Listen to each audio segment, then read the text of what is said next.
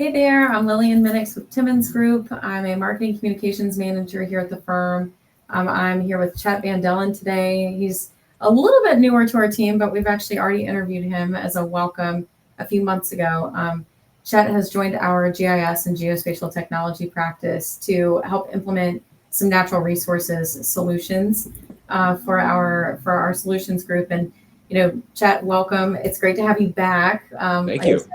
We did this a few months ago. Pardon me. Happy to be here. Yeah. Our first talk, like I said, a bit ago, we actually discussed kind of your background and the benefits of, the things that you're able to bring to the new team here. And your previous experience was in the natural resources space. Mm-hmm. And so, we're here to talk again today to kind of see a little bit of a check-in, see what you've been up to. I know that the team has got a lot of really neat projects in the works, some recent ones finished up as well that you're gonna talk about. So give you a few minutes to chat while I'm gonna actually pull up the screen and share a document that you sent my way. Yeah, sounds good. I understand you recently spoke with Chris Lutz, a colleague here, about some wildlife health tracking solutions. Yes. Which is really interesting. I don't know if people are following the news, but avian flu and zoonotic disease is becoming more and more a part of at least the wildlife health conversation. So seeing some solutions to help state agencies get in front of that is a big part of what Chris is working on, and I'm trying to help out with here too. Yeah, you're right on top of it. I mean, I guess the way that the climate is changing and the way that populations are changing, they're absolutely there's a need for this wildlife health tracking. We've got to manage this. This is something as our population grows, as we're moving into, development of places that have not been developed yet. Cities are expanding. The world is changing, and this is something that your team can help with. Well, I think it's a big part too, is we really work hard here in our group, turning data into actionable information. You'll see that on this flyer. And the shared wildlife health information system that you talked with Chris about is all about collecting and managing that data in terms of wildlife health and disease tracking. And that's kind of a good model for a lot of the things we try to do here. So whether it's map-based or databases of more traditional data, we're trying to take state agency fish and wildlife information and put it in some technology that can help them make decisions, right? Like, we're really trying to improve the way their organizations function, improve their transparency across their teams and to the public, right? These are public trust resources that states are managing on our behalf. And if we can improve how that's done in a data-driven, scientific manner, I think we're really achieving our mission here at Timmons and in our geospatial team.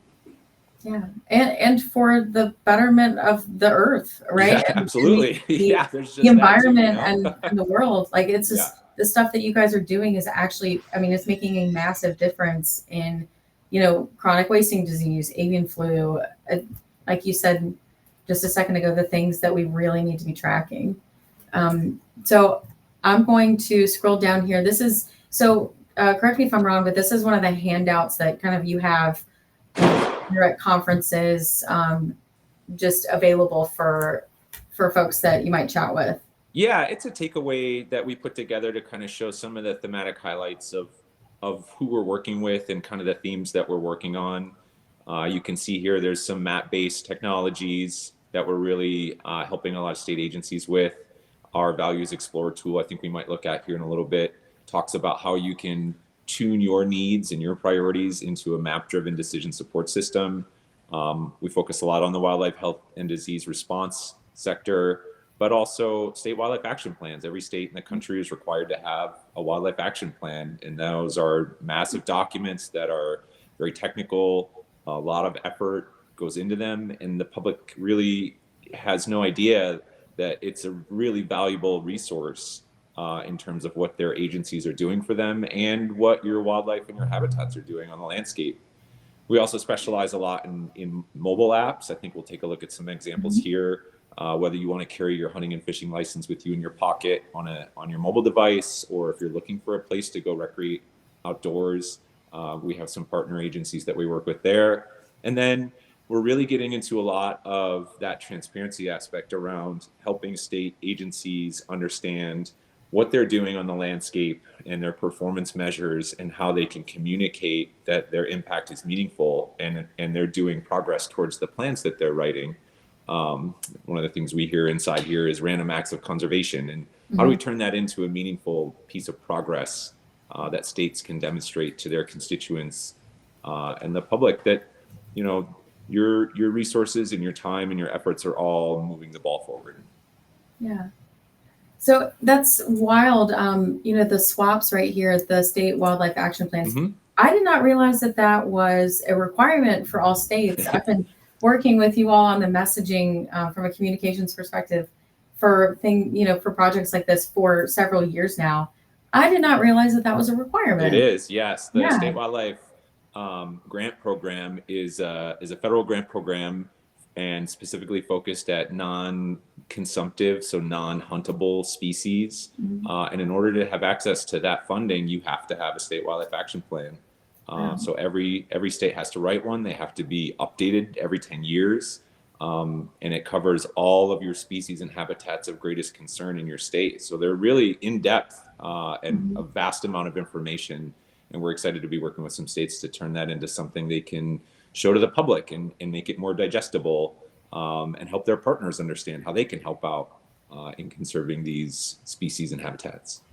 That's fantastic. Yes, I mean, you all are providing the data that make those action plans, function.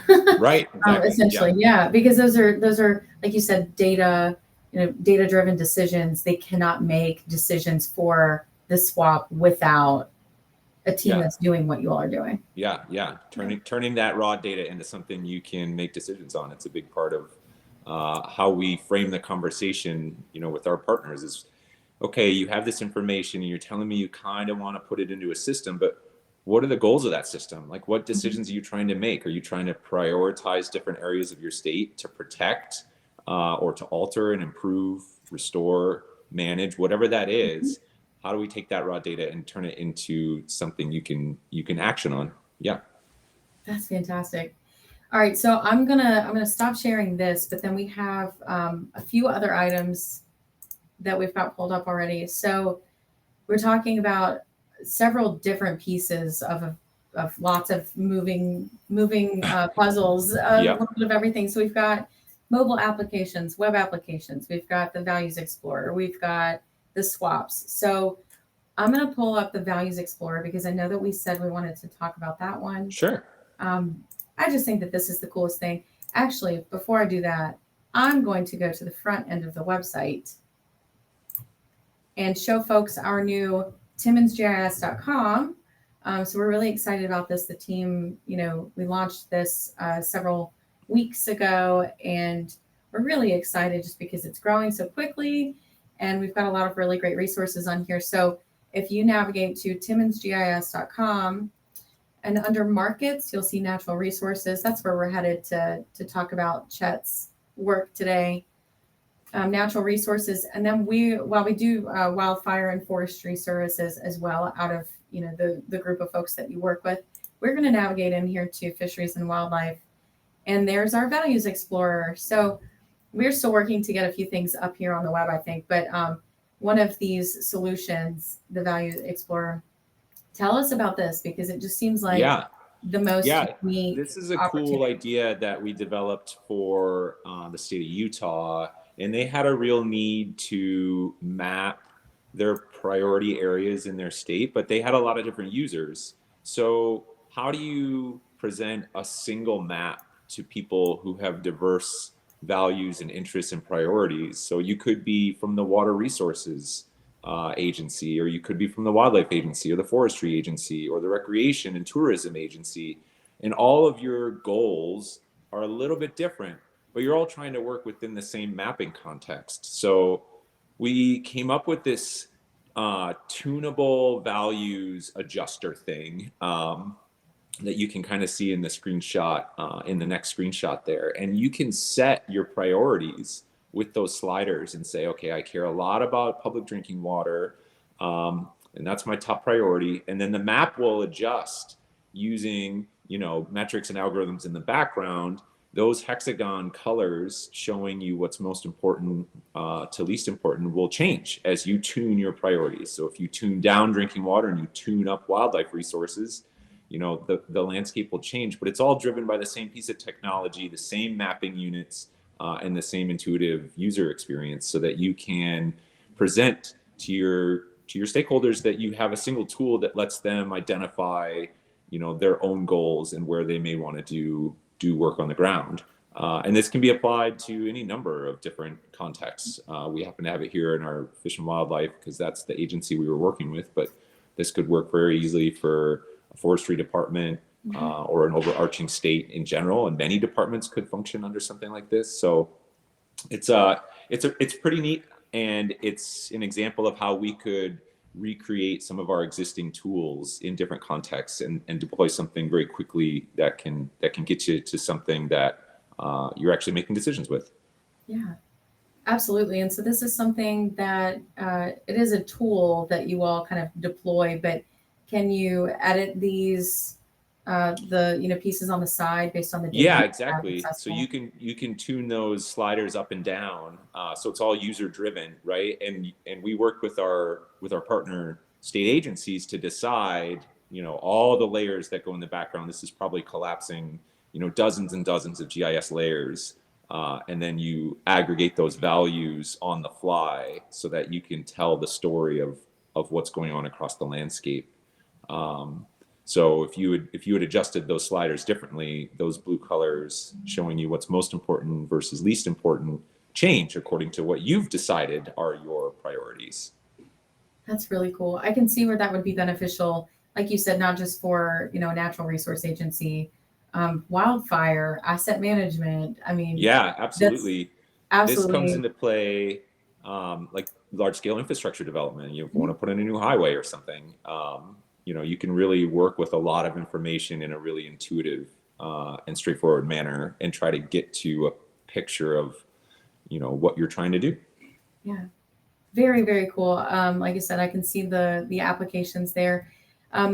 For folks that are tuning in with us, this, like I said, is under markets, natural resources, and if you click in, I think we actually have it tagged in We might, yeah, all of yeah. these. Yeah. So if you're on the natural resources side of the of TimmonsGIS.com, you'll see this Values Explorer.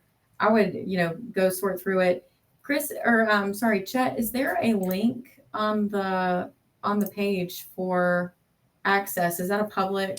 No, that's an agency facing tool right now. So there, unfortunately, no public portal. That was developed for our partner in Utah, and they use it for internal planning right now. That's great. Well, so if you want to read about it, at least navigate to this page, and then Chet's information will be on the post that we send out with this as well. So now that we've chatted a little bit about that Values Explorer, we've got two projects too that you wanted to talk about, Chet. Sure, yeah. These are different from the Values Explorer. The Values Explorer is a tool that you all can kind of deploy. These are very specific projects, both for the state of Missouri. Yeah, wow. Talking about public toys you can play with. Like, we've been working with the state of Missouri for a while now, and we started out helping them develop mobile apps to get their constituents out on their waters. Missouri's got great fishing opportunities, and they really wanted to promote both the accessibility of it, but let people know what the rules and regulations were. So we built MoFish, Find MoFish. Missouri's got a great acronym for their state. So we also have Mo Hunt, and you'll see Mo Outdoors here in a little bit.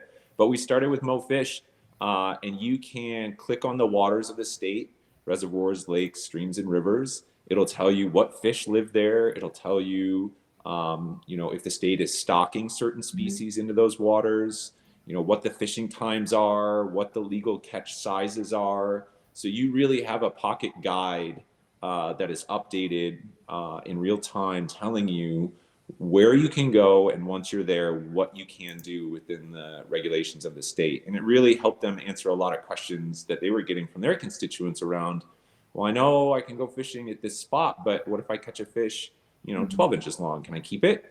So you just put that all into an app, put it at the customer's fingertips. It works offline, and really got a lot of information into people's hands so they could enjoy, the beautiful landscape out there in Missouri. Yeah. That is just the coolest thing to me, that, when you go to sign up for your fishing license, they're giving you a QR code, maybe per se, that just has this app, download the app. And then right there, like you said, at your fingertips, all of the questions. I can't imagine the amount of time that this saves Yeah. their internal folks. Well, and I think, if you've grown up hunting and fishing, a lot of this stuff has been internalized. But if you are new to the sport, and states are putting a lot of resources into educating and recruiting people into these pursuits, get outdoors, get some sunshine, get out of the house. COVID was a huge bump for state agencies to promote outdoor recreation, because you really couldn't do anything else. Right. So people had tons of questions. You had tons of new users, and you wanted to know what's allowed, what's not allowed, what time can I start? What time do I have to stop? All that kind of stuff. And it really helped lower the barrier for these new anglers to get on the water. Yeah. Very, very cool. We've got these features listed under here. Let's talk about the custom maps and the, directions and the guide and everything. Right. Yeah. So you could be sitting at your house and say, I want to go, fishing for smallmouth bass, and you could pick the species, and it'll pull up the map that'll show you where bass live, or what areas of the reservoir or the lake that might be actually managed to promote bass fishing. Missouri does a lot of active management to create fish habitat. So you could go in there and say, hey, this is a bass hotspot. We're doing habitat restoration here to attract fish, and you're probably going to have good luck. And it's going to tell you, how to get there. You can say, I want to go there, and it'll link to your driving directions. Once you're there, you can click on all the species that you might find in that water body. It'll tell you your legal limits, the lengths of the fish you're allowed to keep, the time you're allowed to fish. And in some cases, if there's, sort of common equipment, common practices that might help you catch certain species. So, we don't want to get too much into having the fishing guide in your hip pocket. It's more regulatory, but in some cases they've actually included, you may want to think about these lures and these baits and things like that. So, really trying to promote and make it easy for people to get out on the water. Yeah. With the tools they already have. Like, you always carry your phone. So right. Let's get it in there. It just makes sense. Absolutely. Oh, I love it. All right. So you all have done quite a few projects for Missouri, for the state of Missouri. Yeah. We have 4 or possibly more on that natural resources page on the website. But I have Find Mo Fish, because I asked you, please, can we talk about this one? I love the name. Yeah. I'm absolutely obsessed. But then we also have Mo Outdoors. Right. So we had a lot of success with the fishing app. Like I mentioned, we did a hunting app, but this one's geared towards people who just want to get outdoors and go wildlife watching, or maybe try to find a campsite or a hiking trail. And it really allows them to take, again, that kind of same mapping technology on a mobile device, but you don't have to use it for a specific recreational pursuit. It'll help you find anything Missouri has to offer in an outdoor capacity. So taking the lessons learned and the technology developed that we did in the MoFish app, and then just pushing that into other areas of state outdoor recreation and natural resources management. Very cool. I mean, you can find, hiking, hunting, you can find parking. I saw. Yep. Like, bird goodness, watching. Yep. I would kill to have something like this here, where I am. But and just to be able to toggle all of the things on, you can look at layers together. Sure. Yeah. It's very cool.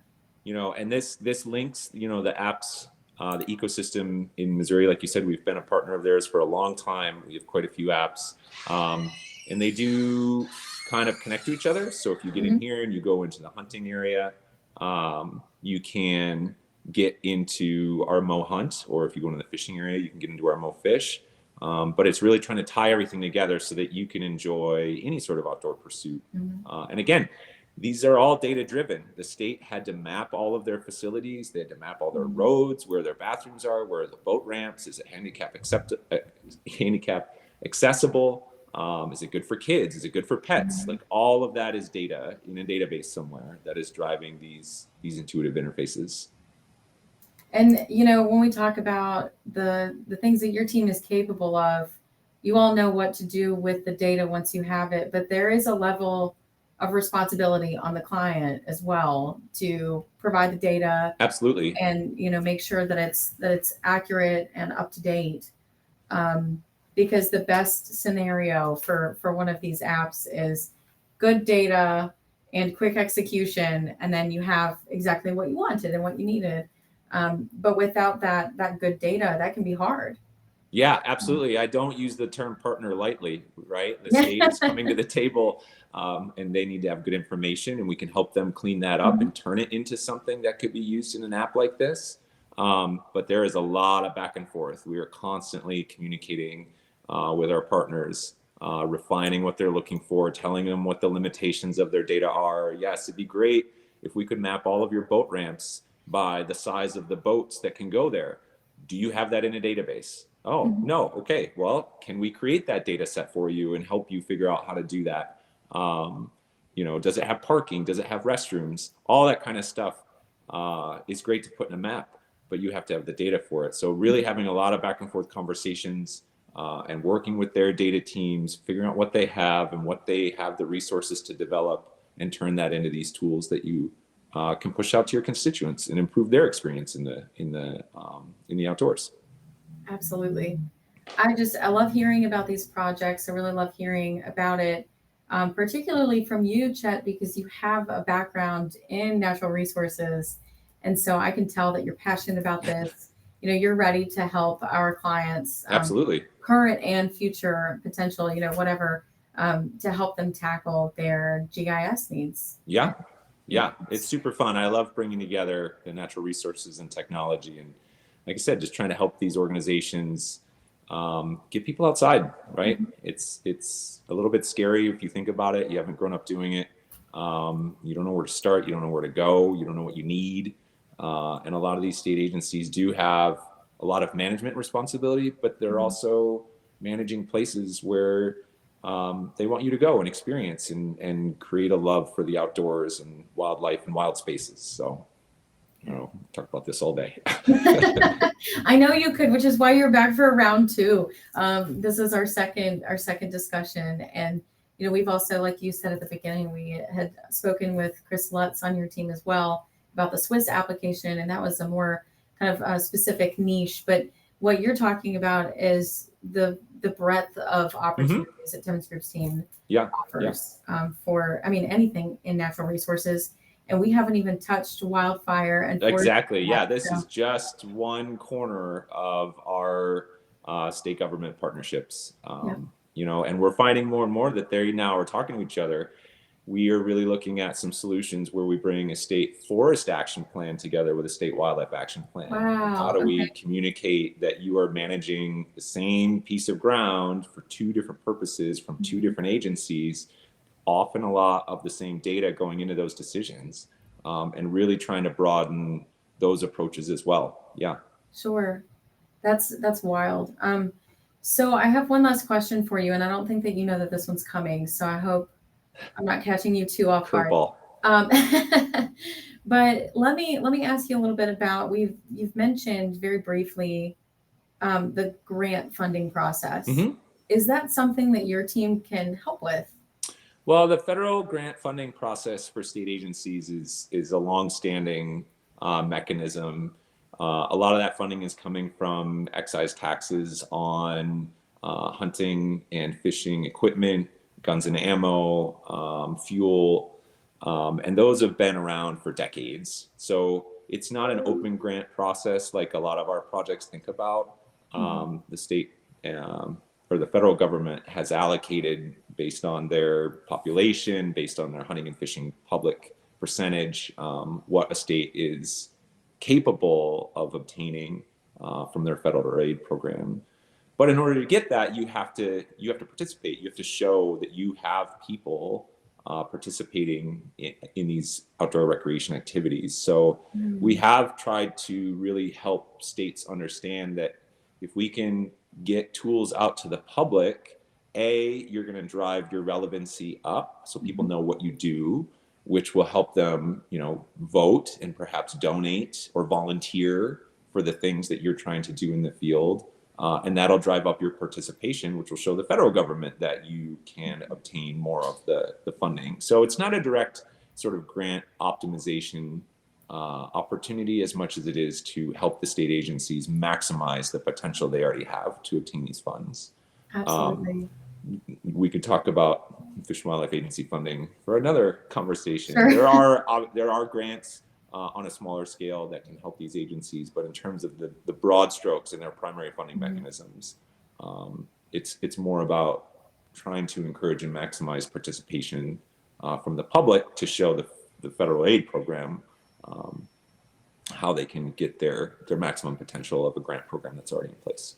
Sure. Yeah. That was a fantastic explanation. So it sounds like there might be some pieces to that question that you all aren't as much in control of, but that you can still be a fantastic support Absolutely for your clients. Yeah. Yep. That's great. Yeah. Absolutely. Chet, it's been wonderful having you again. Thank you. I think that we're in the same boat where we could talk about this all day. Yeah. So sure this was fun. We should do it again sometime. Yeah. Yeah. So I'm going to post, this video is live. So we'll make sure that there's some resources in the post along with the video. And then both of those, Mo Outdoors and what is it? Find Mo Fish. Find Mo Fish. We've got we work with the state of Alaska, the state of New York. I mean, a lot of states you could probably find some mobile technology that we've helped them at least scope out, if not create directly. It's very cool. Very cool. Yeah. So if you're watching this video and you have an interest in in any of the states that have fantastic outdoor spaces, you might just hop on our website and see if we've created an app, because it might be on there. Yeah. And you might find your new favorite Apple or Google app. So there you go. Sounds good. Very cool. Thank you, Chet, so much. We appreciate it. Thank you, Lillian. And we'll chat with you soon, I'm sure. Sounds good. All right. Have a good one.